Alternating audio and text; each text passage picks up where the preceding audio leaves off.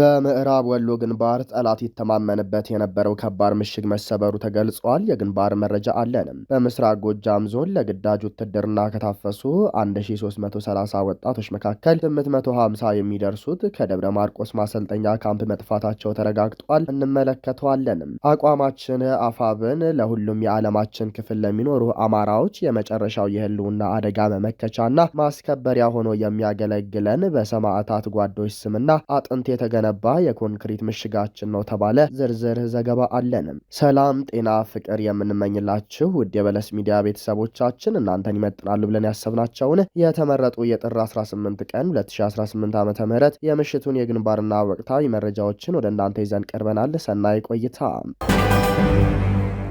የአማራ ትግል የተጀመረው ጠብና ግርግር በሚፈልጉ ጎረምሶች አይደለም፣ ወይም በአጋችና በዘራፊ በጫካ ሽፍቶች አይደለም። ትግሉ የተጀመረው የህልውና ጉዳይ ሆኖ እንጂ እንዲሁ መንግስት መቀየር ተፈልጎም አይደለም። እቅዳቸውን ያከሸፍንባቸው ገዳዮቻችን እንደሚያወሩት ለሌሎች ሀገራት ወይም ቡድኖች ተላላኪ አይደለም። የፋኖ ጉዞ ዓለም ላይ ባልተደረገ ግፍ የተሰቃየው አማራ ጽዋው ሞልቶበት ሰዋዊና ተፈጥሯዊ የመከላከል ራስን የማዳን መብቱን የግድ መጠቀም አለበትም። ጠላቶቻችን የውሸት ክሳችን እውነተኛ ታሪክ ሆኖ እንዲሰነድ ለትውልዱም እንዲተላለፍ አድርገዋል። በመንግስታዊ መዋቅር የተፈቀደው መግደያ ትርክታችን ህገ መንግስትም ሆኖ እስከ አሁኑ ድረስ ህግ ነው። በመንግስት መዋቅርም በህዝባዊ አኗኗርም ተሳዳጅ ተንቋሻሽ የሆነው አማራ ዛሬ አዲስ እውነተኛ ትርክት እየጻፈ ያለው የአማራ ልጅ ጫካው ቤቴ ብሎ በዱር በገደሉ ከትሟል። አዲስ አበባን ጨምሮ በተለያዩ ከተሞች በተመቻቸ ኑሮ የነበረው ወጣት ራሱን ዝቅ አድርጎ ለህዝብ ሊሞትና ሊታገል ሜዳው ላይ ተገኝቷል። መምህሩ ጠመኔውን አስቀምጧል። ባንከሩ ከረባቱን ሰቅሏል። ሌላውም የቅንጦት ኖሮውን ሁሉን ነገሩን ትቶ ለአማራ ዘምቷል። በዚህ መሃልም ወራጅ ይኖራል። ከትግሉ መራርነት አንጻር የማይጸና ይኖራል። ተልእኮ ይዞ ወደ ትግል የገባው መንገድ ላይ ሲቀርም ተመልክተናል። በአማራ ህልውና ላይ የሚቀልድ ከጠላቶቻችን ለይተን የማናያቸው አንዳንዶች ይከሰቱ ዘንድ የትግሉን ባህሪ ነው። ለጠላቶቻቸው ሲሰግዱ እጅ ሲሰጡ አይተናል። ይህ ጉዳይ ህመም ካልሆነ በስተቀር ጤነኝነት አይደለም። የእጅ መስጠትን ጉዳይ አማራ ሆኖ ለአብይ እጅ መስጠት ማለት እስራኤላዊ ሆኖ ለአዶልፍ ሂትለር እጅ እንደ መስጠት ማለት ነው ሲል አርበኛ ጌታ ስራደ የአፋብን ፖለቲካ መምሪያ ኃላፊ ገልጿል። ሂትለር ሚሊዮኖችን እስራኤላውያን ገድሎ የዘር ማጥፋት ፈጽሟል። እስራኤል ከዚህ መራር የዘር ማጥፋት ሂደት በኋላ ሀያል ሀገር ሆናለች። ለጠላቷ ቀርቶ ለወዳጆቿ አታሸረግድም። ታሪኳን ቀይራለች። አማራ የሆነውም ሁሉ ጥርሱን ነክሶ መታገልና ጠላቶቹን ማሳፈር እቅዳቸውን ማምከን ያስፈልጋል። ይህን ለማድረግ ፋኖ አንድ ድርጅት መስርቷል። ውጊያዎችም እየተደረጉ ነው። ብልጽግና እኛን ከማጥፋት ወደኋላ ስለማይል ከኑሮ መዝገብ ከመደምሰስ ለመትረፍ ገጥመን ከማሸነፍ ውጪ ፊታችን ሌላ ምርጫ የለም። ይህን ተከትሎ ዛሬ በምዕራብ ወሎ ግንባር ጠላት ይተማመንበት የነበረው ከባድ ምሽግ መሰበሩ ተገልጿል።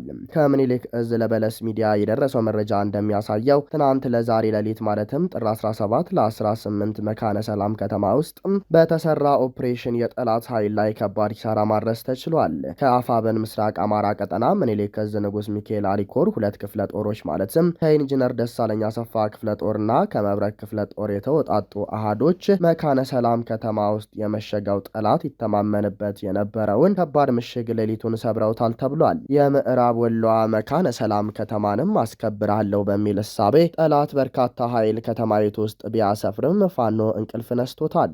በመካነ ሰላም ከተማ አስተዳደር ሶዬ ክፍለ ከተማ ውስጥ በተለምዶ ኔትወርኩ ተብሎ የሚጠራው ስፍራ ላይ መሽጎ የነበረው ጠላት ነው በእነሙታይ ፈሬ ሌሊቱን ተኩስ ተከፍቶበት ወታደራዊ ቁሳቁሱን ጭምር ጥሎ የፈረጠጠው። የሰሜን ምስራቅ እዝ 801ኛ ኮር አካል የሆነው 43ኛ ክፍለ ጦር በኮሎኔል ዮሐንስ እየተመራ በርካታ ኃይሉን ወደ መካነ ሰላም ከተማ አስገብቶ ስለነበረ ይህ የጠላት ግሳንግስ ሰራዊት የሚካኤል አሊ ልጆች በጥይት ሲያበጥሩ ታድረዋል።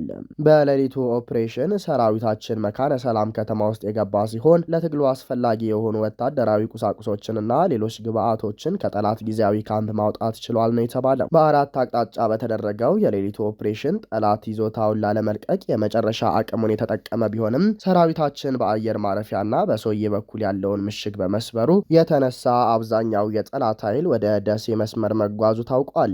በኮሎኔል ዮሐንስ የሚመራው ኃይል አቅም ስላነሰው በሚል በዛሬው ዕለት በርከት ያለ ተሽከርካሪ ወደ መካነ ሰላም እየተጓዘ መሆኑንም ለማረጋገጥ ችለናል ሲል የንጉስ ሚካኤል አሊኮር ህዝብ ግንኙነት ኃላፊ ፋኖ ቃላ ወርቅዬ ለእዙ በላከው የአውደ ውጊያ ሪፖርት ገልጿል። በቴዎድሮስ እዝ ግንባር በምስራቅ ጎጃም ዞን ለግዳጅ ውትድርና ከታፈሱ 1330 ወጣቶች መካከል 850 የሚደርሱት ከደብረ ማርቆስ ማሰልጠኛ ካምፕ መጥፋታቸው ተረጋግጧል። ከ206ኛ ኮር ህዝብ ግንኙነት ጋር ቆይታ ያደረጉት ደረጀ ጎሹ፣ ደሳለኝ ወርቁ፣ እንዳለ ይበልጣልና ዝጋለ ሰጥ የተባሉ 4 ወጣቶች በነፍሴ ሳር ምድር ወረዳ ከመርጡ ለማርያም ከተማ መሃል አደባባይ ታፍሰው ድቅድቅ ባለው ጨለማ ወደ ደብረ ማርቆስ ከተማ ከተጓዙ 110 ወጣቶች መካከል ይገኙ ነበር። ደሳለኝ ወርቁ በመርጡ ለማርያም ከተማ ዙሪያ የሸዋት ቀበሌ ነዋሪ ሲሆን ከዓመታት በፊት በደረሰበት የአንጀት መታጠፍ በቀዶ ጥገና ሕክምና ህይወቱ የተረፈች መሆኑን የሚመሰክር ለምጽ በሆዱ መካከል ተመልክተናል። ቀሪ 3 ወጣቶች ከተሰማሩበት የጉልበት ስራ በሚሊሻዎች ታፍሰው ከደሳለኝ ወርቁ ጋር በአንድ መኪና ተጭነው ደብረ ማርቆስ ወታደራዊ ማሰልጠኛ ራሳቸውን ማግኘታቸውንም ከታፋሾች አንደበት ሰምተናል ብሏል ኮሩ። ሚሊሻዎች እየደበደቡ ወደ ፖሊስ ጣቢያ ከወሰዱን በኋላ ስልካችንን ቀምተው ምሽት በአንድ መኪና አጭቀው የወሰዱን 60 የመርጡ ለማርያም ከተማ ወጣቶችና 50 የዙሪያ ቀበሌ ወጣቶች በድምራችን 110 ሆነን ደብረ ማርቆስ ከተማ ስንደርስም ከምስራቅ ጎጃም ዞን ወረዳዎች ታፍሰው ከመጡት ጋር 1330 እንሆን ነበር ያሉት ወጣቶቹ በወታደራዊ ካምፕ ለ10 ቀናት መቆየታቸውን ያስታውሳሉ። በደብረ ማርቆስ ወታደራዊ ማሰልጠኛ ካምፕ በገባን በሁለተኛው ቀን ለሁለት ከፍለውን ወደ አዳራሽ ወስደው የሃይማኖት አባቶች፣ ሴቶች፣ ወጣቶችና ሽማግሌዎች የሚደበድቡበትን ተንቀሳቃሽ ምስል እንድንመለከት ካደረጉም በኋላ ከዚህ በታችሁ ብትጠፉ ጽንፈኛው እንደዚህ ያሰቃያችኋል እያሉ ሲያሸማቅቁን እኛ እየሳቅን እንመለከታቸው ነበር እያሉ በፈገግታ የገጠማቸውን ነገር ሁሉ እያወጉ አረፈድንም። ለቀን ስራ ይሆናል ብለን በለበስነው ልብስ ስፖርት ሲያሰሩን የነበሩትም ከታፈሱት ውስጥ ግዙፍ ሰውነት ያላቸው ተመርጠው ሲሆን ከ45 ቀን በኋላ ፓራ ኮማንዶ ሆነን እንደምንመረቅ ተነግሮን ስልጠና ከጀመርንበት ቀን ጀምሮ ቀን በቀን ወጣቶች እየጠፉ ወደ ሀገራቸው ሲሄዱ እኛም ጠፍተን ወደ እናንተ መጥተናል። እዚህ ከመጣን በኋላ አስፈላጊውን እንክብካቤ ተደርጎልናል በማለት ለ206ኛ ኮር ምስጋናቸውን አቅርበዋል። ፓራ ኮማንዶ ወይስ ፋራ ኮማንዶ የሚለው ሳይገባን በቀን ስራ ልብሳችንና በባዶ እግራችን አሰልጥነው ወደ ጦርነት ሊማግዱን መሆኑን ለመረዳት በማሰልጠኛው ከነበረው 1330 ታፋይ መካከል 850 የምንሆነው እየጠፋን ወደ ፋኖ ተቀላቅለናል ያሉት እነዚህ ወጣቶች የአረመኔው ስርዓት ሰሞኑን በከተማዎች እያደረገ ያለውን የወጣቶችን አፈሳና ስቃይ ትክዝ እያሉ አጫውተውናል። በስርዓቱ ታፍሰው ከማሰልጠኛ የወጡት ወጣቶችን በመንከባከብ ላይ የሚገኘው 206ኛ ኮር በመርጡ ለማርያም ከተማ በስራ ላይ የነበሩ ወጣቶችም ልጆቻችሁን የተነጠቃችሁና የጠፉባቸው የእነዚህ ወጣት ቤተሰቦች ዛሬም ልጆቻችሁ ከወንድሞቻችሁ ጎን በአስተማማኝ ሁኔታ ይገኛሉና ልጆቻችሁን ትረከቡ ዘንድ ጥሪ እናቀርባለን ብሏል። የአፋብን ቴዎድሮስ እዝ 206ኛ ኮር ህዝብ ግንኙነት ክፍል ተቋማችን የአማራ ፋኖ ንቅናቄ አፋብን ለሁሉም የዓለማችን ክፍል ለሚኖሩ አማራዎች የመጨረሻው የህልውና አደጋ መመከቻና ማስከበሪያ ሆኖ የሚያገለግለን በሰማዕታት ጓዶች ደምና አጥንት የተገነባ የኮንክሪት ምሽጋችን ነው ሲል አርበኛ ግሩም ምሳሌ የቴዎድሮስ እዝ ምክትል የፖለቲካ ኃላፊ ገለጸ።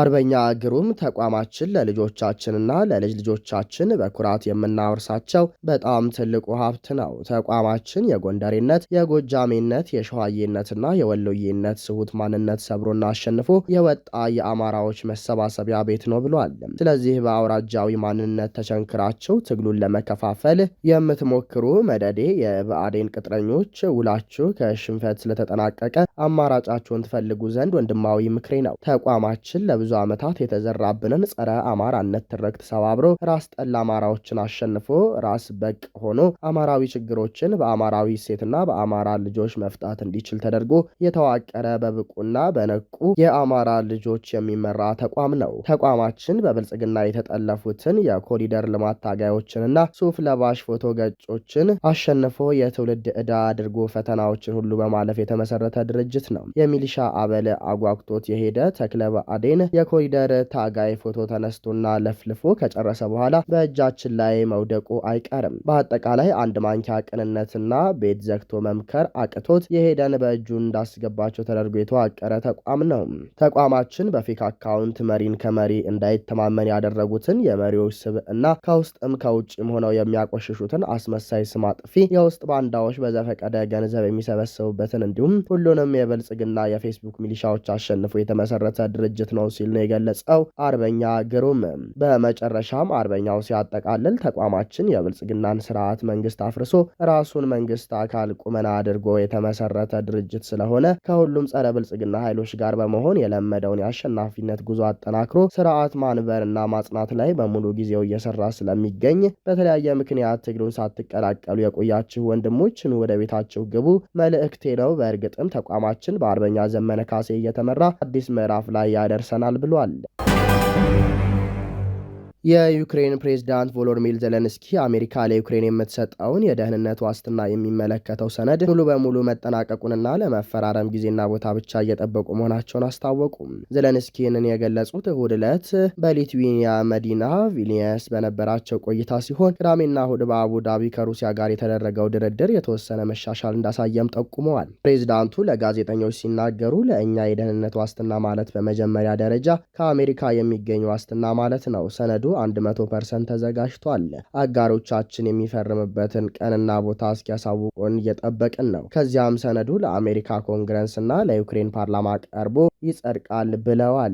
ባለፉት አርብና ቅዳሜ ቀናት የአሜሪካ አደራዳሪዎች በተገኙበት በዩክሬንና በሩሲያ ተደራዳሪዎች መካከል በአቡዳቢ የሶስትዮሽ ውይይት ተካሂዶ ነበር። ውይይቱ ዋሽንግተን ለ4 ዓመታት የዘለቀውን ጦርነት ለማስቆም ባቀረበችው ማዕቀፍ ላይ ያተኮረ ቢሆንም የመጨረሻ ስምምነት ላይ አልተደረሰም። ነገር ግን ሁለቱ ወገኖች ለተጨማሪ ውይይት ክፍት መሆናቸውን የገለጹ ሲሆን ቀጣዩ ውይይት በዚሁ በያዝነው ሳምንት እሁድ በአቡዳቢ እንደሚደረግ ይጠበቃል። ዜሌንስኪ ስለ ድርድሩ ሂደት ሲገልጹ በአቡዳቢ የአሜሪካን ባለ 20 ነጥብ እቅድና አወዛጋቢ ጉዳዮችን እየተወያየን ነው። ብዙ ችግሮች ነበሩ፣ አሁን ግን ቁጥራቸው ቀንሷል ብለዋል። ይሁን እንጂ ሩሲያ ዩክሬን የምስራቅ ግዛቶችን እንድትተው የምታደርገውን ጫና ዩክሬን እንደማትቀበለውና የዩክሬን ግዛት አንድነት መከበር እንዳለበት አቋማቸውን አጠናክረው ቀጥለዋል። እነዚህ ሁለት መሰረታዊ ልዩነቶች ያሏቸው አቋሞች ናቸው። አሜሪካውያን መፍትሄ ለመፈለግ እየሞከሩ ነው ያሉት ዜሌንስኪ አሜሪካውያንን ጨምሮ ሁሉም ወገኖች ለመቻቻልና ለመግባባት መዘጋጀት እንዳለባቸው አሳስበዋል። ክቡራንና ክቡራት አድማጭ ተመልካቾቻችን ለሰዓቱ የነበረን የዜናና የመረጃ ስርጭታችን ይህንን ይመስላል። ጤና ይስጥልን።